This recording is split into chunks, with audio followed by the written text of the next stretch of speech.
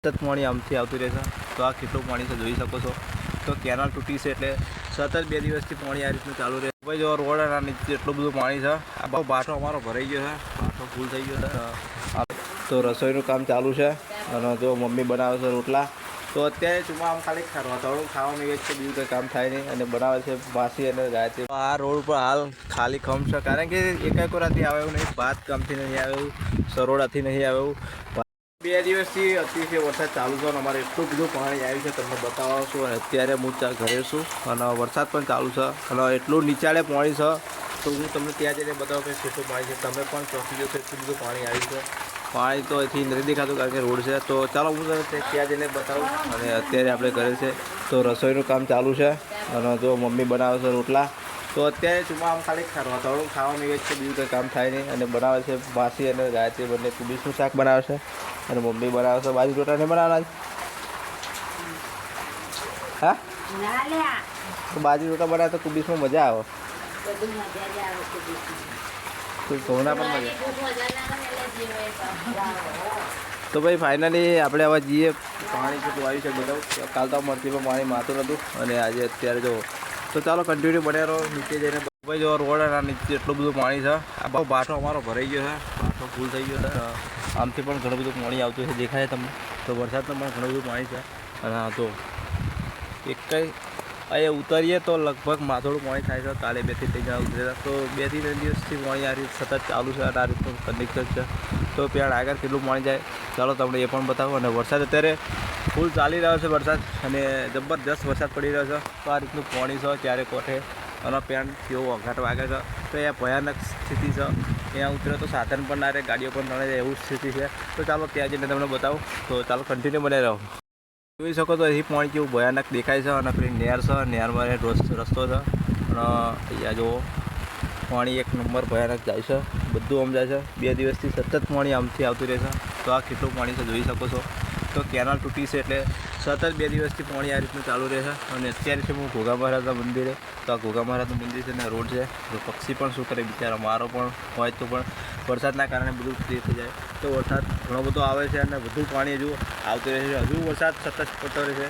તો આ રોડ ઉપર પાણી આવ્યાની શક્યતા છે, કારણ કે આ જુઓ તમે જોઈ શકો તો લાખો રૂપિયાનું નુકસાન તો ખેડૂતોને જઈ છે જ તે. પણ આમ દરિયો જેવું જ દેખાય છે. આટલું બધું પાણી હોય છતાં આપણે અત્યારે છત્રી લઈને આવ્યા છીએ. તો ભાઈ વરસાદની મોસમ તો સહેજ પણ આપણે નુકસાન પણ ઘણું બધું છે.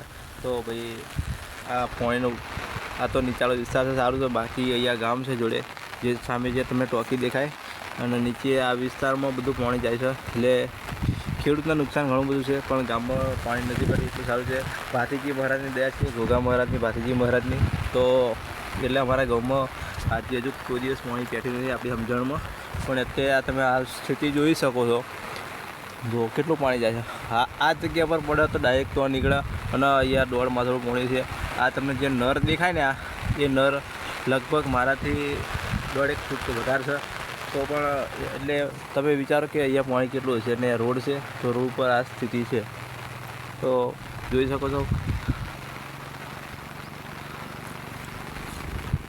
આ રોડ ઉપર હાલ ખાલી ખમ છે, કારણ કે એકાએક રાતથી આવે એવું નહીં, ભાત કામથી નહીં આવે એવું, સરોડાથી નહીં આવે એવું.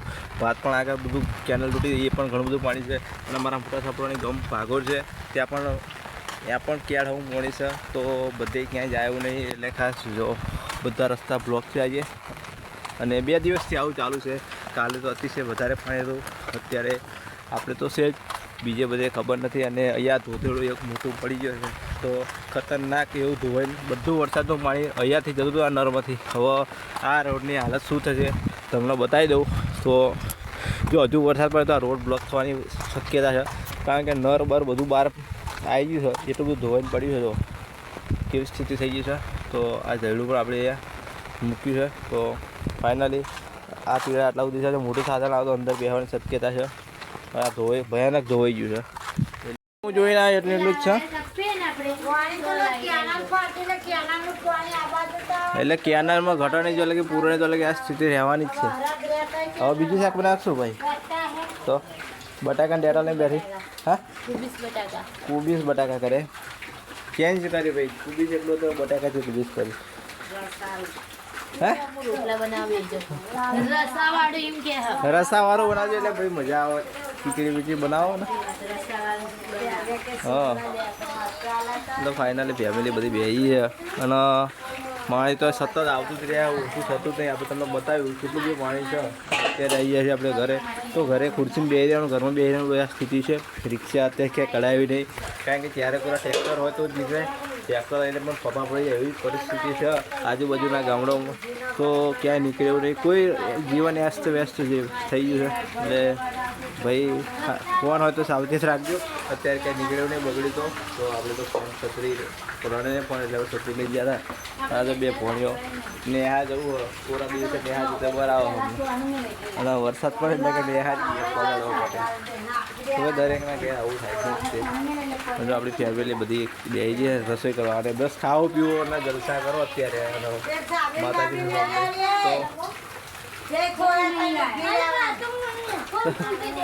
બે કોમ નહીં કરું થોડા છે ઊભું રહેવું તો ભાઈ ફાઇનલી કન્ટિન્યુ અમારો બ્લોગ વિડીયો પસંદ આવે તો લાઈક શેર સબસ્ક્રાઈબ કરી દેજો ફરી મળીએ નવા બ્લોગ સાથે નવા વિડીયો સાથે તો નવા બ્લોગ અમારી ચેનલમાં આવતા રહેશે જય માતાજી.